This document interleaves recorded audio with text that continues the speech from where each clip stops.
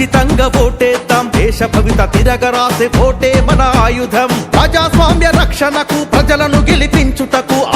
ఈ రోజుల్లో ఏంటంటే డబ్బు ఉంటేనే ఓటు బ్యాంక్ ఇస్తాం, డబ్బున్న క్యాండిడేట్కి ఓటేస్తాం. అలాంటిది కాకుండా మార్పు అనేది రావాలి. మార్పు అనేది ఇస్తే మన భవిష్యత్తు ఏంటంటే బాగుపడుతుంది, గ్రామం అభివృద్ధి అవుతుంది. ఇంకేదైనా కావాలంటే స్వచ్ఛంద సంస్థలు ఏంటంటే ముందుకు వస్తాం. ఈ డబ్బు పెట్టి ఓటు కొనుగోలంటే అది కాదు. ఇది అంబేద్కర్ రాసిన రాజ్యాంగం. సరే, నేను ఈ అవకాశం పిల్లలు ఇచ్చినందుకు వారికి ప్రత్యేకంగా ధన్యవాదాలు. అనుకున్నది సాధించు, రేపటి మన భవిష్యత్తును ఓటుతోనే నిర్మించు. ఓటుకు మించినది లేదు. ఇలాంటి మీరు ఇంకా ఇట్లనే కొనసాగితే మా తరానికి వచ్చినాక కూడా మేము కూడా ఇట్లనే కొనసాగాల.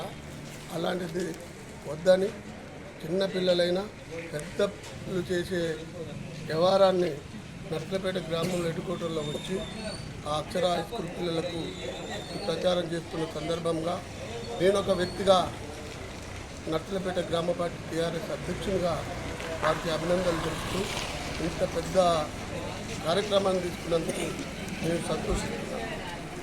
ఓటు మనదే, సీటు మనదే, సైన్యమోలే కదలిరా. మన హక్కులు రక్షించే నాయకుణ్ణి చూడరా, మన హక్కులు రక్షించే నాయకుణ్ణి చూడరా. నాదొకటే మంచి కాన్సెప్ట్ తోని దంతలపల్లి నుంచి అక్షర హై స్కూల్ నుంచి వచ్చినందుకు ధన్యవాదాలండి.